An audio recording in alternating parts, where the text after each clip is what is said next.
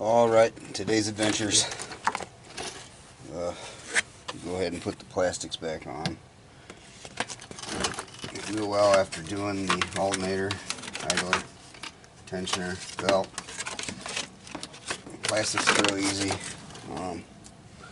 They come out the same way they go in. So you got this part here.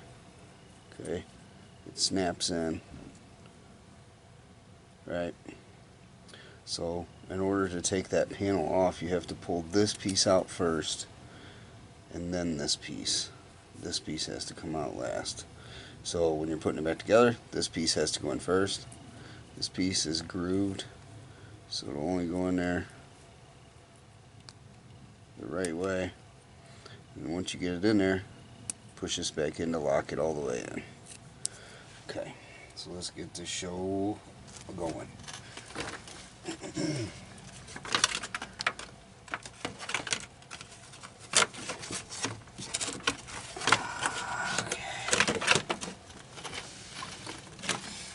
Probably ain't gonna be able to see that well. I apologize for that. There ain't a whole lot I can do. I gotta be in here to move this stuff around. And if you don't know, this plastic does not like to be messed with in the cold. It is very brittle in the cold. It will break very easily. So if you can refrain from prying on it real hard, don't pry on it real hard. It will break, especially if it's cold. I don't have a choice right now. I think we'll get it together okay. It's okay. First clip. Here's the second clip. And it's real easy. They're snap tight. If you ever had a Loctite, or snap tight, I forgot what they called. A model, you know, a model truck, car, snap tight. It's pretty much the same difference. Put it in. Put this in, like so, and then push the tab. I don't have all the tabs. I'm missing a few. You can buy them at your local car part store, AutoBone, or wherever you shop for your car parts. I imagine Rock Auto, eBay, Amazon, they probably all have them. If you need them right away, you might want to go to AutoZone or something that's local instead of ordering it, of course. Some of these are harder to get to. Really, you're probably supposed to take this panel off first and then do this panel. But, yeah, me being cheap or trying to do it quick. Quick is not always the best. It doesn't always work out that well for me, but we're going to try to do it. Anyway, I've done it a few times like this. Not saying it's the right way. Not saying it's the right way at all. If it's bunched out like that, like this, it's never going to go in there right. So try to flatten it out as much as you can. Try to get as flat as you can before you stick, you know, the other piece in there.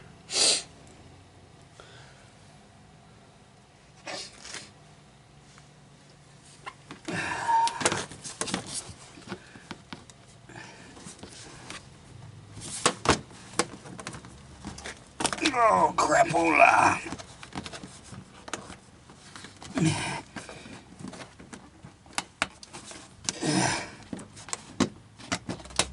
Okay, there's that one. Now for the little piece. Let's see here if I can get it in.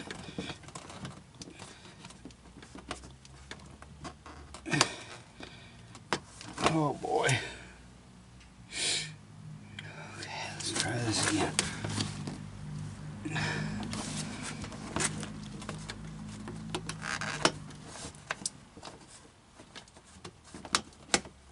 Well, maybe not. I just don't want to go in there. Man, oh man, what's the deal?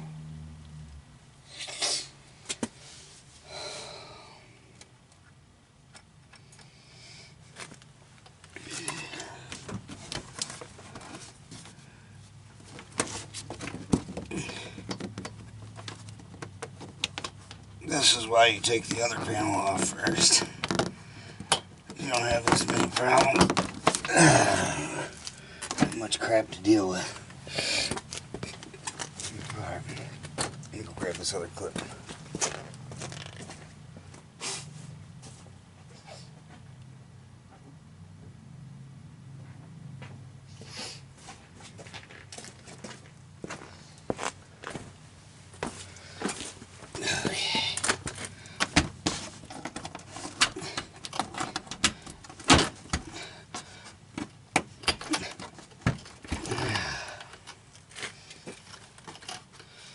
Yeah, the wheels are a little too big. The wheels I had on here were rubbing on the wheel wells. If you can see right there. And look at this. Wow, it even flattened the metal. If that don't tell you how cheap these new cars are made, the rubber was eating through the metal. Maybe not eating through it, but look, it definitely bent it out. Definitely messed it up there. Okay, so one day here soon, maybe I'll make another video this summer. I'm going to repaint all this like I've painted this and everything up on here to try to prevent as much rust as possible. You can see the red starting to come through on there now. It used to be the same color as the outside, but I painted everything with high temp paint, just trying to protect it a little bit. She's getting pretty old, so yeah. Anyway, tires next. Let's see here. I use metric. I use an 18 millimeter.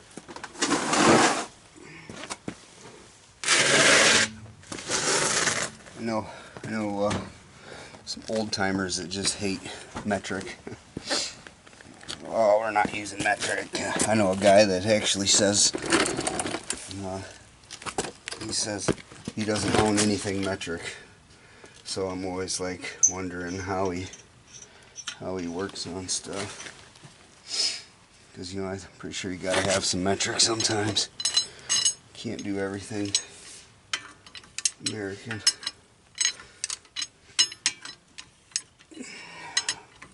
I don't know if that was the right word or not, whichever.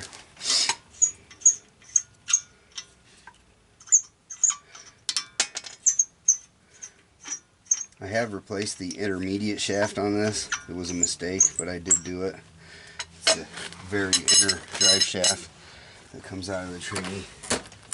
And I've replaced the CV, the half shaft, twice. If you look here, it is try to get you zoomed in a little bit. If you look here, look at that. It's not even on there all the way, but it is. Autobone told me this was the right one. It looks like it's short to me, but it's been in that same position for, you know, a year and a half at least. Probably more like 2 years. So I think it's okay. Anyway, let's get this wheel back on.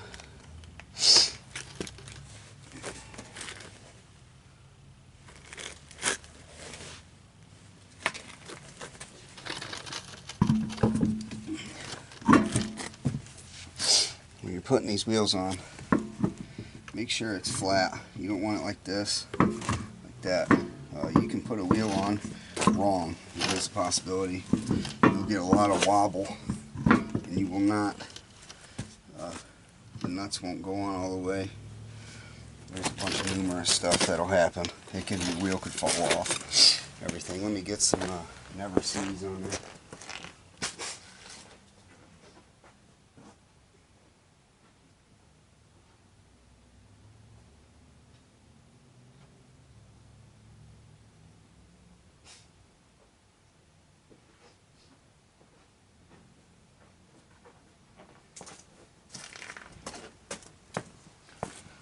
Okay, so I like to use this as much as I can. Sometimes I get in a hurry and forget. But this here works real good. So your nuts and bolts to not get locked up on anything. Actually, my friend Kenny Reisner, he just died yesterday, and I think he was only 50 years old. Had some heart problems apparently. But anyway, just put a dab on there. A little dab will do, like a dollop of daisy, like they say. A little dab will do. The nut will take it the rest of the way around there if you can't get it all around without making a huge mess. But just put it on there. You could probably even put it on the inside of the nut. It'll probably work as well, instead of having to try to get it off your wheels when you're done. Yeah, you know what? We're going to do that. Instead of putting them on these bolts, these lug bolts, we're going to put them right on the inside there. Put it on there. Look at that. See, that's going to be a good one. It'll wrap itself right around the lug bolt. And this stuff works great. But anyway, sorry, get off track. Kenny Reisner, the guy that, a friend of mine that died yesterday, he got me hip to this stuff here. So, God rest his soul. Whoever your God, our God, may be. No offense to anybody. But you know, a lot of cultures, they celebrate a death because you move on to your next life. In some religions anyway. I'm not a real religious man, so I hate to say it, but that's just what it is.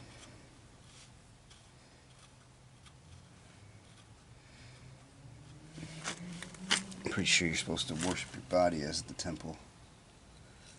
As your temple, right? Anyway, let me shut up about that. This is not a religious channel. This is putting the wheel back on. 2008 Ford Fusion.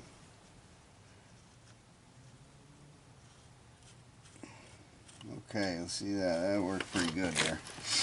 Yeah, you know what? I would put this directly on the lug nut. I think it'll work better than trying to wrap it around the bolt. Probably make less of a mess.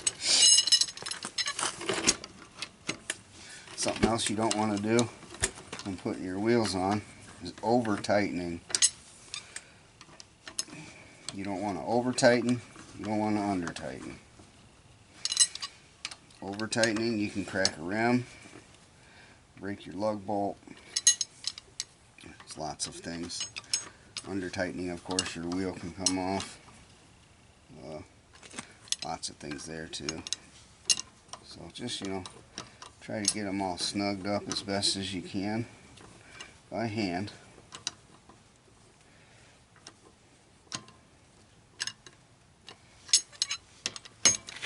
Oh, it's mighty cold out here. These tools are really cold on the hands.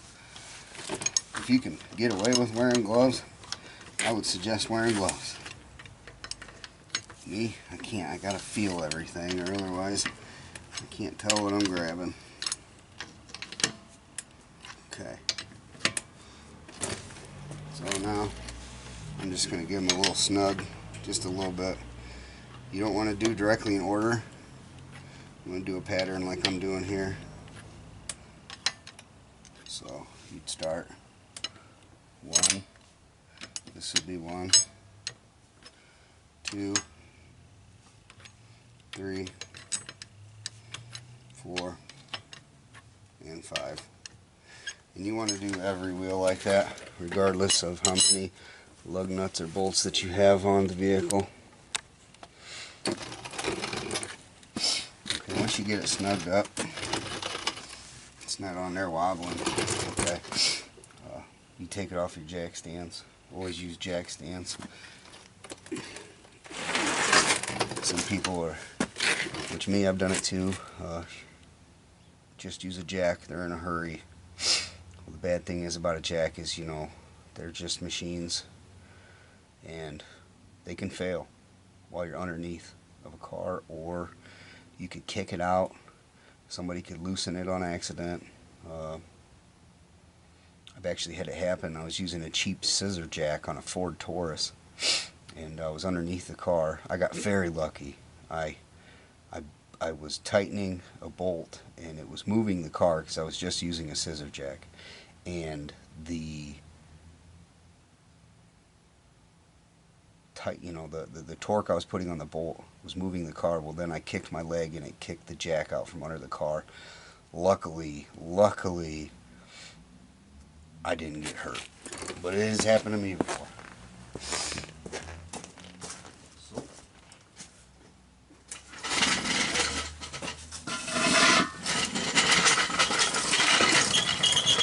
Let's get my trusty Harbor Freight jack out here.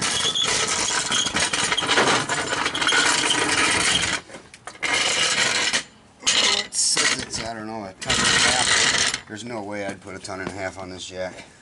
No way, no how. No way, no how would I ever put a ton and a half on this jack. No. It cannot hold that much.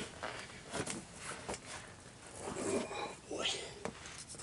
Always find a good solid place to jack it up to. If you get the jack in the wrong spot, you're going to regret that as well.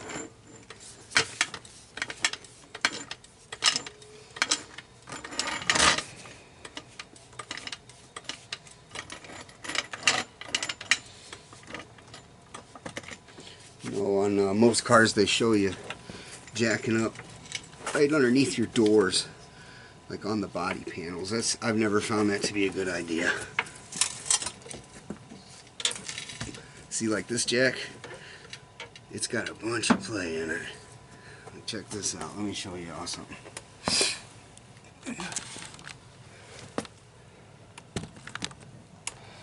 Watch this jack. So this is what I mean by jacks fail. See up here, this is a speed jack. So every stroke of this should be lifting the car. Well, that's not doing nothing.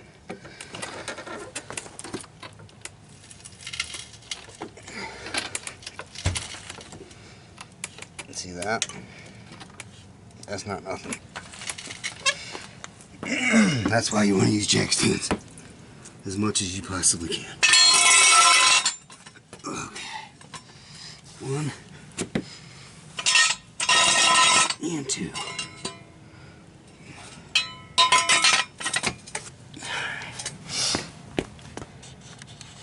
Make sure you get a good solid piece to put your jack on.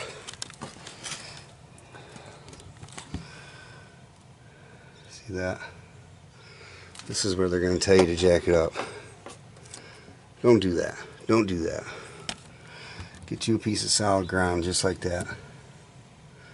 See that? It's part of the subframe. It's going to work a lot better than a piece of the body panel. This is never a good spot. I don't care what the car manufacturers say, they're wrong. Anyway, let's get this back on the ground. Try to let it down as slow as you can too. Right, even slower. I'm going to put it back up just a real little bit, take some of the tension off the wheel. So I can make sure I get the lug nuts nice and flat. All about the same tightness. You do not need a breaker bar this big. This thing is huge. And that's what I use.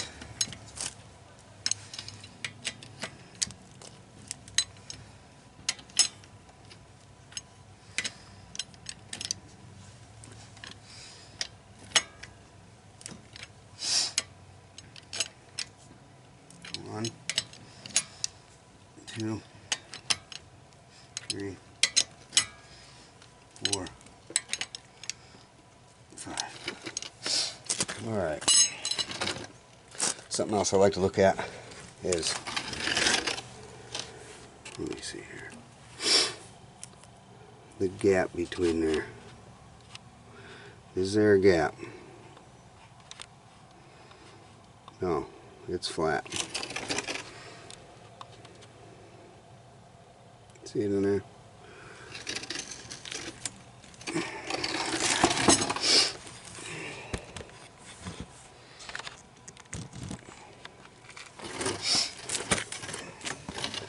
finish letting her down.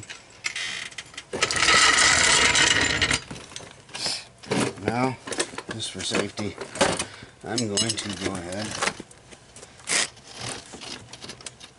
give her a little wiggle or something, and just make sure they're tight. You know, if you go to Walmart or something and they put tires on your car, they're supposed to go out in their parking lot when they're done taking your wheels off and do like figure eights in forward and reverse to make sure it doesn't loosen up, and then they check it again after they do them figure eights to make sure nothing's loose. So it's not a bad idea to do it yourself after you get everything tightened down, get the car back on the road again, and you know, drive it just around the block or just, you know, a short distance and come back to it and make sure everything's still tight. Alright, pretty much got everything buttoned up.